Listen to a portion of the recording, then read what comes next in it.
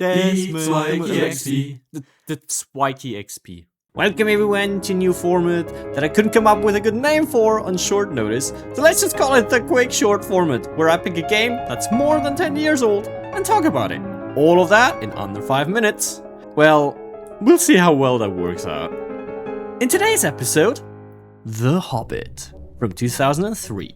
I finally got to properly enjoy myself on my PlayStation 2. It's based on a book of the same name by J.R.R. Tolkien, and some might say that the game is actually closer to the source material than the movies. I mean, what the hell are you doing here? With its older, retro and rather kid-friendly graphics, the game appeals to a pretty broad audience.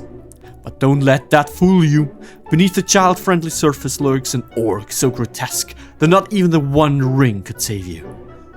It was way harder than I expected. In those minigames, I swear. In my defense, it was definitely due to latency. But I've got it under control now, I think. At least Gollum looks cuter here than in his own adventure that came out a few years later. So what kind of game is it, actually? The Hobbit is a small action-adventure that shines not only through its combat system, but especially in the first half with platforming sections and minigames. Man, how I love that long jump. Come on, give me that stick. What really defines this game, though, is how it handles its world and characters. Fair, the dwarves look mostly forgettable because they look very similar to each other. I mean, can you spot the difference? This here is Walin, this Balin, Fili, Kili, Dori, Nori, Ori, Oin, Gloin, Bifur, Bofur, Bombur, and Thorin. Now that that's out of the way, we'll hold a test at the end of the video. That said, the levels are packed with side missions. Every time you start feeling like things are getting repetitive, the game throws something new at you, like the dragon level, or Lake Town. Besides climbing, jumping, slashing enemies and throwing rocks, the game even features a solid stealth system that works great both with and without the ring.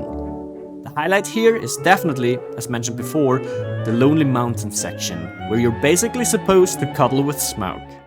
And can we talk about the first level for a second? One of the most pleasant and chill opening levels I've seen in a long time.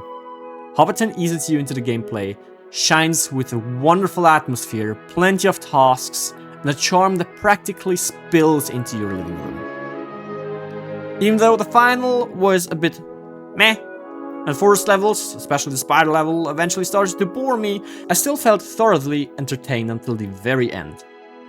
The game has aged a bit, but it's still enjoyable.